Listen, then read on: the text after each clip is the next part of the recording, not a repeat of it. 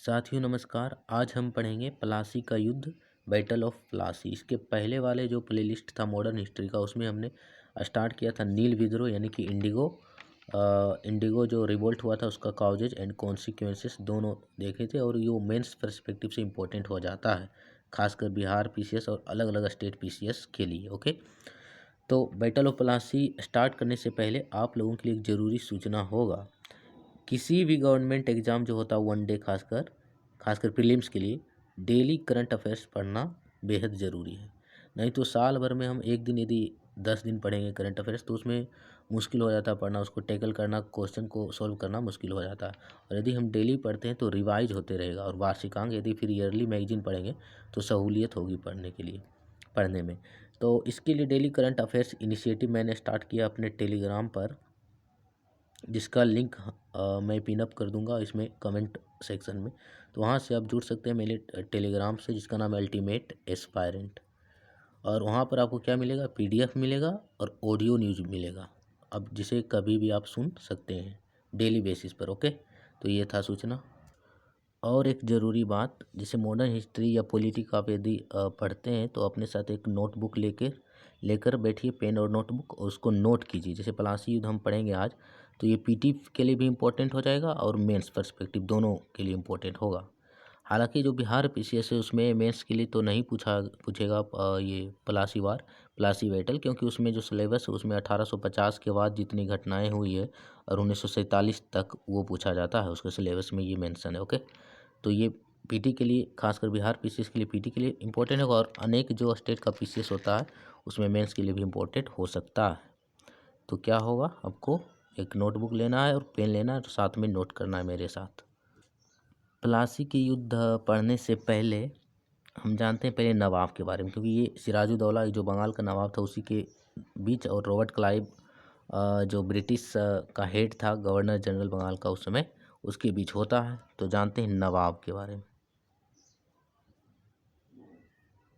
नवाब क्या होता था, नवाब का जो लिटरली मीनिंग होता है डेप्यूटी, मतलब होता है इसका डेप्यूटी या वाइसराय।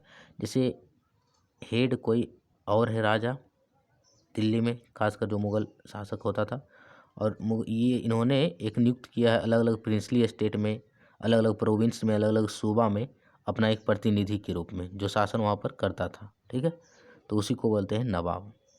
जैसे ये हेड, अभी मान लेते हैं बहादुर शाह या ये अकबर द्वितीय राजा है, ठीक है, हेड है मुग़ल साम्राज्य का, मुग़ल सम्राट। इसने अलग अलग, जैसे अवध में अलग अलग एक अपना प्रतिनिधि एजेंट के रूप में नियुक्त किया। गवर्नर भी बोल सकते हैं नवाब को, एज ए गवर्नर, और वो वहाँ पर शासन व्यवस्था देखेगा, तो उसी को बोलते थे नवाब। बंगाल के नवाब का क्रम खासकर प्रीलिम्स में पूछा जाता है बहुत सारे एग्जाम में, तो क्रम ध्यान में रखना है। तो पहला नवाब था कौन, इसका जो न्यूमोनिक्स हमने बनाया है MUSU, मूसू, SASM, मूसू सेस्म, इसका न्यूमोनिक्स ये है मूसू और SASM। MU से मुर्शिद कुली खां, नोट करना आपको, नंबर 1 मुर्शिद कुली खां। उसके बाद SU से सुजाउद्दीन। तो पहला नवाब पूछेगा बंगाल का कौन था, तो मुर्शिद कुली खां। उसके बाद सुजाउद्दीन। MU से मुर्शिद कुली खां, SU से सुजाउद्दीन, या सुजा भी बोलते हैं इसको शॉर्ट फॉर्म में। और उसके बाद S से क्या आता है, S से सरफराज, S से सरफराज। उसके बाद A से अलीवर्दी खां, फिर S से आता है सिराजुद्दौला, और उसके बाद M से आता है मीर जाफ़र। मीर जाफ़र के बाद फिर M आता है मीर कासिम, और फिर मीर कासिम के बाद मीर जाफ़र ही नवाब बनता है। और अंतिम नवाब पूछेगा बंगाल का तो कौन होगा बंधुओं, अंतिम यानी कि लास्ट नवाब ऑफ बंगाल तो होगा मंसूर अली खान। नोट कीजिए इसको, Mansur Ali Khan, last governor of Bengal. Okay, तो आपको नोट कर लेना ये न्यूमोनिक्स, मूसू SASM। MU से मुर्शिद कुली खां, SU से सुजाउद्दीन या सुजा, और मुर्शिद कुली खां का दामाद था सुजाउद्दीन। ओके, मुर्शिद कुली खां का दामाद था कौन, सुजाउद्दीन या सुजा। उसके बाद फिर आता है सरफराज, जो कि सुजा का पुत्र था, son of Sujauddin. Okay, Sarfaraz को मार दिया किसने, अलीवर्दी खान ने सरफराज को मार के बंगाल का नवाब बन गया। उसके बाद सरफराज के बाद आता है ए से अलीवर्दी खां, फिर यस से सिराजुद्दौला और यम से मिर्जाफर, फिर यम आएगा मीर कासिम, फिर लास्ट में मिर्जाफर और सबसे अंतिम नवाब है मंसूर अली खां। तो ये खासकर प्रीलिम्स के लिए इम्पोर्टेंट हो जाता है, आपको नोट कर लेना इसी प्रकार 1 नंबर करके, 2 नंबर, 3 प्रकार, इस प्रकार, ओके, नोटबुक में। अब जानते हैं प्लासी युद्ध, बैटल ऑफ प्लासी के बारे में, प्रीलिम्स फैक्ट। तो पहले जानते हैं ये बंगाल में हुआ। प्लासी कहाँ है, पहले प्लासी युद्ध कब हुआ ये जानना बहुत ज़रूरी है। तो इसका डेट है, नोट कीजिए, 23 जून 1757 को, 1757 ईस्वी को, ओके। 23 जून 1757 को प्लासी का युद्ध होता है। किसके बीच होता है ये युद्ध? होता है बंगाल के नवाब सिराजुद्दौला, लिख लेना आपको, बंगाल के नवाब सिराजुद्दौला, और सिराजुद्दौला का साथ कौन दे रहा था? फ्रेंच, यानी कि फ्रांसीसी सैनिक भी इस सिराजुद्दौला को साथ दे रहे थे, दोनों का गुट बना। और इस किसके बीच हो रहा था? रॉबर्ट क्लाइव जो कि ब्रिटिश ईस्ट इंडिया कंपनी का बंगाल का गवर्नर उस समय था ये, तो उसके बीच रॉबर्ट क्लाइव और उसके सेना के मध्य हो रहा था। सिराजुद्दौला के पास रॉबर्ट क्लाइव की तुलना में अधिक सैनिक सिपाही थे, फिर भी हार गया, क्यों, ये आगे जानेंगे। तो नोट कर लेना आपको, ये प्लासी का युद्ध कब हुआ, डेट, और सिराजुद्दौला और फ्रेंच इसके साथ में था, फ्रेंच यानी फ्रांसीसी और रॉबर्ट क्लाइव के बीच। पूछ दे प्रीलिम्स में कि प्लासी युद्ध के समय मुगल सम्राट कौन था, तो उसका आंसर हो जाएगा आलमगीर द्वितीय। कौन था बंधुओं? आलमगीर द्वितीय। ये भी पीटी फैक्ट है, ओके। तो प्लासी युद्ध के समय मुगल सम्राट कौन था? आलमगीर द्वितीय। इतनी जो हमने फैक्ट बताया वो विशेषकर प्रीलिम्स के लिए इम्पोर्टेंट है, ओके। तो आप पढ़ते हैं मेंस पर्सपेक्टिव से। तो मेंस पर्सपेक्टिव में क्या पूछेगा? प्लासी युद्ध का क्या कारण था, क्या उसका परिणाम हुआ, है ना, लिखना है। तो कैसे लिखेंगे? बैकग्राउंड में तो आप लिख सकते हैं कि प्लासी का ही युद्ध था, वह प्रथम युद्ध था जिसमें अंग्रेज़ों ने बंगाल में राजनीतिक स्थायित्व की स्थापना की, और बोल सकते हैं कि औपनिवेशिक काल की शुरुआत हो जाती है प्लासी के युद्ध के समय में ही। और प्लासी का ही युद्ध था जिसमें अंग्रेज़ों को ये प्रेरणा मिली कि हम इंडिया में शासन कर सकते हैं। उनके राजाओं के जो रवैया था, व्यवहार था, उनको देखकर उनको ऐसा लगा, ओके। तो ये बैकग्राउंड हम लिख सकते हैं इस प्रकार। तो कारण में क्या लिख सकते हैं? कारण में लिख सकते हैं पहला कि दस्तक का दुरुपयोग। लिखिए पॉइंट नंबर 1 या तो इस प्रकार डॉट करके लिख सकते हैं, जैसे मेंस में कैसे लिखना होता है, इस प्रकार नंबर 1 नहीं देना है, कारण लिख के इस प्रकार लिखना है, एक डॉट लाइन, इसको इस प्रकार घेर देना है। तो कारण में पहला लिख सकते हैं दस्तक का दुरुपयोग। नोट कीजिए आप, दस्तक का दुरुपयोग, मिसयूज ऑफ दस्तक। ये दस्तक वाला क्या होता है? इसमें आप क्या लिख सकते हैं दस्तक के दुरुपयोग में कि फर्रुखसियार आपको लिखना है अंग्रेज़ों द्वारा, यहाँ पर तो इतना कम स्पेस है हम लिख नहीं सकते हैं, तो आपको लिखना है क्या? अंग्रेज़ों द्वारा 1717 में फर्रुखसियार से मिले दस्तक के अधिकार का दुरुपयोग करना, ये प्लासी युद्ध का एक मुख्य कारण था। जैसे 1717 की बात है, अंग्रेज एक डॉक्टर था जिसका नाम था हैमिल्टन, ठीक है। उस समय शासक था मुगल सम्राट फर्रुखसियार को एक डिजीज था जिसका नाम था मैलिग्नेंट डिस्टेम्पर। उसको हैमिल्टन ने सर्जरी करके ठीक कर दिया, जिससे फर्रुखसियार खुश हो गया ईस्ट इंडिया कंपनी के एजेंट पर। तो खुश होकर इसने बहुत सारे रियायतें दिया। फर्रुखसियार ने ब्रिटिश ईस्ट इंडिया कंपनी को बहुत सारा रियायत मतलब एक तरह का छूट देना, टैक्स पर छूट देना वगैरह वगैरह, तो छूट दिया। इसी को अंग्रेजी ईस्ट इंडिया कंपनी में महाधिकार पत्र कहा गया पहली बार, ओके। तो फर्रुखसियार ने क्या दिया था? एक दस्तक भी दिया था, इस रियायत में एक दस्तक भी दिया था। दस्तक मतलब होता है फ्री पास, कि आप यदि ईस्ट इंडिया कंपनी बहुत सारे क्षेत्रों से यदि व्यापार करती है, इंडिया के बहुत सारे क्षेत्रों से, तो वो फ्री ट्रेड कर सकती है। टैक्स वसूलना बंद कर दिया फर्रुखसियार ने कि आप हमें ये नज़ीरे वगैरह भेंट नहीं भी दीजिएगा तो आप फ्री ट्रेड कर सकते हैं, फ्री टैक्स ट्रेड। ओके, तो ये था दस्तखत। किसको दिया था फर्रुखसियार ने? ईस्ट इंडिया कंपनी को दिया था। लेकिन दस्तखत का दुरुपयोग होने लगा। ईस्ट इंडिया कंपनी के साथ जितने भी और यूरोपीय कंपनी थी, छोटी छोटी स्मॉल कंपनी, वो भी इस दस्तखत का फ़ायदा उठाने लगी। इंडिविजुअल जो व्यक्ति खासकर ट्रेड करते थे वो भी इस दस्तक का प्रयोग करने लगे। तो यह एक बड़ा कारण रहा प्लासी की युद्ध का। और दस्तक की फ्री जब ट्रेड होने लगा तो जो बंगाल का नवाब था उसका ये वित्तीय जो स्थिति है वो डगमगा गई, चरमरा गई, उसका खजाना खाली हो गया। अब जो आर्थिक स्थायित्व था वो ख़त्म हो गया, आर्थिक अस्थिरता उत्पन्न हो गई इससे, क्योंकि रेवेन्यू सोर्स ही नहीं है, राजस्व का स्रोत ही खत्म हो गया। टैक्स नहीं होगा तो राजस्व कहाँ से गेन होगा? तो एक रीज़न ये था। आप लिख सकते हैं कि अंग्रेज़ों फर्रुखसियार ने ब्रिटिश ईस्ट इंडिया कंपनी को दस्तक का प्रयोग करने के लिए एक अधिकार दिया था, लेकिन इस दस्तक का प्रयोग अन्य जो छोटे छोटे यूरोपीय कंपनी थी वो भी और साथ ही साथ व्यक्तिगत तौर पर किया जाने लगा, जिससे बंगाल का राजस्व कम होने लगा और आंदोलन, एक प्लासी का युद्ध जनरेट हुआ। ऐसे लिख सकते हैं एक कारण। दूसरा कारण में लिख सकते हैं आर्थिक हित। किसकी आर्थिक हित? कंपनी की आर्थिक हित। कंपनी शुरू से ही विस्तारवादी नीति पर ये नीति स्टार्ट करना चाहती थी। विस्तारवादी नीति के तहत ये चाहती थी कि बंगाल पर हम किसी तरह स्थायित्व स्थापित कर लें, जिससे बंगाल पर स्थायित्व इसलिए स्थापित करना चाहते थे क्योंकि बंगाल में बहुत सारा राजस्व था। यहाँ पर बहुत सारे खनिज संसाधन भी थे, फर्टाइल लैंड भी था, और ख़ासकर ये समुद्र के किनारे नज़दीक भी था, पत्तन की व्यवस्था भी हो गया, पोर्ट की व्यवस्था, इसीलिए बंगाल पर शासन स्थापित करना चाहती थी। तो इससे नवाब और बंगाल के बीच कॉन्फ्लिक्ट हो गया, जिसे प्लासी के युद्ध में हम देख सकते हैं। इस प्रकार लिख सकते हैं दूसरा कारण में।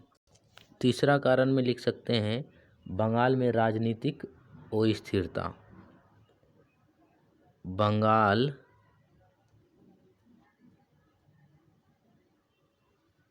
में राजनीतिक अस्थिरता मतलब पॉलिटिकल इनस्टेबिलिटी इन बंगाल। ये इसका मतलब क्या हुआ राजनीतिक अस्थिरता? देखिए, जब अलीवर्दी खां की मृत्यु होती है, इसका कोई पुत्र नहीं था अलीवर्दी खां का, पुत्री थी 3 शायद। तो अलीवर्दी खां ने अपना उत्तराधिकार किसको सौंप दिया? अपनी छोटी पुत्री, जिसका नाम था, शायद उनका नाम था, इनकी छोटी पुत्री का अमीना बेगम, उसके पुत्र सिराजुद्दौला को नवाब घोषित कर दिया। किसने? अलीवर्दी खान ने। अपनी जो बड़ी बेटी थी उसको नहीं, उसके पुत्र को नहीं, सिराजुद्दौला को सौंप दिया, अपना उत्तराधिकार बना दिया, जो कि छोटी बेटी अमीना बेगम की पुत्र था। तो इसकी जो अलीवर्दी खां की बड़ी बेटी थी जिसका नाम था घसीटी बेगम, क्या नाम था? घसीटी बेगम।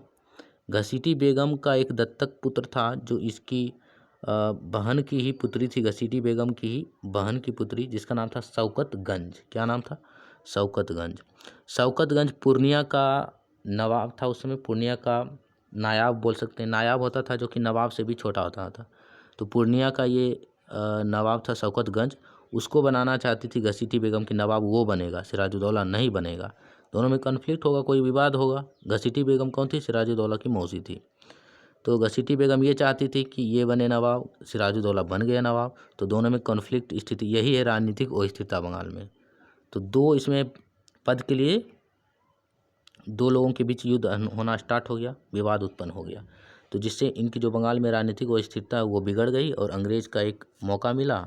तो इस अवसर पर बंगाल पर अंग्रेज़ों ने घसीटी बेगम का साथ दिया और घसीटी बेगम ने अंग्रेज़ों को साथ दिया और सिराजुद्दौला को हरा दिया। तो ये था राजनीतिक अस्थिरता कारण। अलीवर्दी खां ने सिराजुद्दौला को अपना उत्तराधिकार बनाया। सिराजुद्दौला अलीवर्दी खां की छोटी पुत्री का बेटा था और घसीटी बेगम जो उनकी मौसी थी, ये अपने एक दत्तक पुत्र जो कि उनकी बहन का ही पुत्र था, शौकतगंज, जो पूर्णिया का नायाब था, उसे बंगाल का नवाब बनाना चाहता था। तो दोनों में कॉन्फ्लिक्ट की स्थिति उत्पन्न हो गई। और एक बात जो मिर्जाफर की बात हम देखते हैं। मिर्जाफर जो कि सिराजुद्दौला के एक सेना की टुकड़ी का हेड था, इसने क्या विश्वासघात किया, मिर्जाफर ने लड़ाई में, प्लासी की लड़ाई में अंग्रेज़ों का साथ दे दिया। ये सैनिक था किसका, सिराजुद्दौला का, लेकिन इसने, मिर्जाफर ने अंग्रेज़ों का साथ दे दिया, घसीटी बेगम के पक्ष में मिल गया, जिसके कारण उसकी सेना कम पड़ गई और हार गया। मिर्जाफर के साथ साथ दो तीन साहूकार थे, जो नामी प्रसिद्ध साहूकार या व्यापारी थे बंगाल के, जैसे कि राय दुर्लभ, नाम नोट कर लेना है, ये पीटी में पूछा जा सकता है। राय दुर्लभ था एक का नाम, अमीन चंद्र और जगत सेठ। अमीन चंद्र और जगत सेठ, ये तीन साहूकार या व्यापारी थे जिसने अंग्रेज़ों का साथ दिया, बंगाल में रहते हुए विश्वासघात किया बंगाल के नवाब के साथ, और अंग्रेज़ों की जीत हो गई। नेक्स्ट कारण में लिखना है, क्या लिखना है लिखिए आप लोग, नोट कीजिए नोटबुक में, कि अंग्रेज़ों द्वारा नवाब को, क्या लिखना है, अंग्रेज़ों द्वारा नवाब को नजीरे, नजीर किसको बोलते थे, एक तरह का भेंट, टैक्स के रूप में, उपहार भेंट ना करना बंद कर दिया अंग्रेज़ों ने, भेंट भेजना, उपहार नजीरे भेजना, और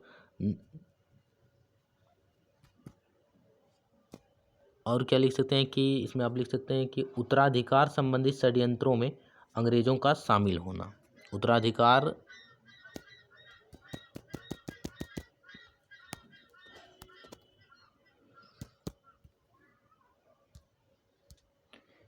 लिखना है, उत्तराधिकार जो संबंधी बंगाल के नवाब में कौन होगा उत्तराधिकार, उसमें दखल दे दिया अंग्रेज़ों ने इसके पर्सनल मैटर में, तो ये नवाब और अंग्रेज़ों में कन्फ्लिक्ट की स्थिति उत्पन्न हुई। तो इतना और क्या लिख सकते हैं, नवाब के आदेश के विरुद्ध कलकत्ता में किलेबंदी जारी रखना। नवाब ने मना कर दिया था सिराजौला कोई किलाबंदी फोर्टिफिकेशन नहीं होगा, लेकिन फिर भी अंग्रेज़ों ने, ब्रिटिश ईस्ट इंडिया कंपनी ने किलेबंदी को जारी रखा, यानी कि इग्नोर किया उनके ऑर्डर को, ये होगा। और एक लास्ट इम्पोर्टेंट कारण है ब्लैक हॉल की घटना, ये भी माना जाता है कि प्लासी युद्ध का एक मुख्य कारण रहा। इसके जो उत्तरदायित्व है, जवाबदेही फिक्स होती सिराजुद्दौला का, इसका कारण माना जाता है। कहा जाता है कि 20 जून 1756 की रात, डेट नोट कीजिए, 20 जून 1756 की रात सिराजुद्दौला ने 146 अंग्रेज, जिसमें बच्चे भी शामिल थे, महिला भी शामिल थे, पुरुष भी शामिल थे, को एक छोटे से रूम या कोठरी में बंद कर दिया, जिसके कारण अगले दिन दम घुटने के कारण, ऑक्सीजन की कमी के कारण और वगैरह वगैरह रीजन से, जिसमें 123 लोगों की मौत हो गई और अगले दिन केवल 23 लोग ही जिंदा बचे, जिसमें से इस जिंदा बचे लोगों में से एक था जेड हॉडवेल। इसी ने ये घटना के बारे में बताया, और कहा जाता है बहुत सारे इतिहासकारों के द्वारा कि जेड हॉडवेल की ये मनगढ़ंत कहानी, ऐसा कोई घटना हुआ ही नहीं है सच में। तो 23 लोग ही बचे, तो इससे चिढ़ाकर अंग्रेजी ईस्ट इंडिया कंपनी और नवाब में कॉन्फ्लिक्ट की स्थिति उत्पन्न होना लाजमी था। तो एक ब्लैक होल की घटना भी कहा जाता है इसका रीजन, प्लासी युद्ध का। ओके, तो इतना ही रीजन काफ़ी है मेंस पर्सपेक्टिव से भी। सिराजुद्दौला की प्लासी की युद्ध में हार हो गई, क्या हो गई, हार, जिसके पीछे एक कारण था कि इसके जो मिर्जाफर की सेना की टुकड़ी थी, उसने इसके साथ विश्वासघात किया सिराजुद्दौला के साथ, और ये नवाब बनने की चाहत में अंग्रेज़ों का साथ दिया, ईस्ट इंडिया कंपनी, EIC मतलब ईस्ट इंडिया कंपनी का साथ दिया। साथ ही जो प्रसिद्ध वहाँ के व्यापारी और साहूकार थे, जैसे कि राय दुर्लभ, अमीन चंद्र या अमी चंद्र भी बोलते हैं इसको, अमीन चंद्र या अमी चंद्र, और साथ ही साथ जगत सेठ ने भी नवाब का पक्ष नहीं दिया, नवाब का साथ नहीं दिया, अंग्रेज़ों का साथ दिया। यही एक इम्पोर्टेंट कारण था हारने का। और एक इम्पोर्टेंट कारण था कि जो यहाँ के सिराजुद्दौला के ही सिपाही के टुकड़ी के हेड थे मीर मदान, जो कि बहादुर से लड़ रहे थे, इनको बीच में ही गोल मार दिया गया, हत्या कर दी गई, जिससे जो ये लीड कर रहे थे जिस सिपाही टुकड़ी को, वो अच्छा से लीड नहीं कर पाए और हार गया सिराजुद्दौला बेचारा, चारों तरफ से इसको साथ नहीं दिया कोई। आप देखते हैं परिणाम, नोट कीजिए, परिणाम या प्रभाव या कॉन्सिक्वेंसेस भी बोल सकते हैं इसको। क्या परिणाम रहा, राजनीतिक परिवर्तन। क्या हुआ, पहला राजनीतिक परिवर्तन, नोट कीजिए पॉइंट नंबर 1, इस प्रकार लिखिए, राजनीतिक परिवर्तन। बंगाल में क्या लिखना है राजनीतिक परिवर्तन में, बंगाल में अब सिराजुद्दौला की हत्या हो गई बीच में फिर, और फिर नवाब बना कौन? मीर जाफ़र। बंगाल में राजनीतिक परिवर्तन हुआ और मीर जाफ़र बंगाल का नवाब बना। क्या स्वतंत्र नवाब था? नहीं, अब ये एक कठपुतली नवाब बना जो कि अंग्रेज़ों के इशारों पर नाचेगा। कठपुतली नवाब बना और मीर जाफ़र को कहा गया कि आपको वर्ष में सालाना इतना आपको रकम जमा करना है शासन करने के बदले में, इतना रकम या पैसा, ठीक है। और यदि आप इतना जमा नहीं कर पाइएगा तो हम नेक्स्ट नवाब आपको हटा सकते हैं और दूसरे को बना देंगे। और यही हुआ जब मीर जाफ़र कुछ टाइम पीरियड के बाद नहीं चुका पाया, जो रकम निश्चित रकम कहा गया था ईस्ट इंडिया कंपनी के द्वारा फिक्स किया गया, तो फिर मीर जाफ़र को हटा करके मीर कासिम को नवाब बनाया गया था। तो वो फिर देखेंगे बक्सर के युद्ध में मीर कासिम के बीच होता है युद्ध। तो ये राजनीतिक परिवर्तन हुआ। अब बंगाल का नवाब अब स्वतंत्र नहीं, कठपुतली नवाब बना जो कि ईस्ट इंडिया कंपनी के इशारों पर काम करता था। और मतलब वो कह सकते हैं राजनीतिक परिवर्तन अब डायरेक्टली इनडायरेक्टली किसके पास आ गया? ईस्ट इंडिया कंपनी के पास आ गया। बंगाल पर अब शासन कौन करने लगा? कंपनी का शासन स्थापित हो गया प्लासी युद्ध के परिणाम स्वरूप। दूसरा प्रभाव लिख सकते हैं यही है कि बंगाल पर ब्रिटिश नियंत्रण स्टार्ट हो गया, शुरू हो गया। औपनिवेशिक काल की शुरुआत कर सकते हैं। औपनिवेशिक शासन की शुरुआत 1757 प्लासी के युद्ध के बाद से ही माना जाता है, तो ये भी लिख सकते हैं, औपनिवेशिक शासन की शुरुआत लिख सकते हैं। और बहुत सारे प्रभाव हुए हैं, जैसे कि इसमें प्रेरणा मिली अंग्रेज़ों को कि हम और अन्य क्षेत्रों में भी, भारत के अन्य क्षेत्रों पर भी शासन कर सकते हैं। तो ये औपनिवेशिक शासन की शुरुआत की प्रेरणा भी बोल सकते हैं, इंस्पायर्ड हुआ इससे अंग्रेज।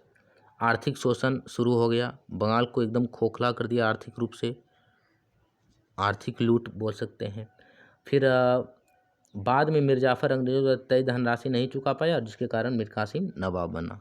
तो ये प्रभाव हुआ, यानी कि दरवाज़ा खुल गया औपनिवेशिक शासन का, अंग्रेज़ों को प्रेरणा मिल गई, अंग्रेज को कॉन्फिडेंस आत्मविश्वास जग गया प्लासी युद्ध के बाद। तो ये था कंप्लीट प्लासी युद्ध का पीटी फैक्ट और मेंस पर्सपेक्टिव, दोनों इसमें हमने कवर किया। यदि वीडियो आपको अच्छा लगा तो आप सब्सक्राइब करें, शेयर करें और लाइक करें। धन्यवाद।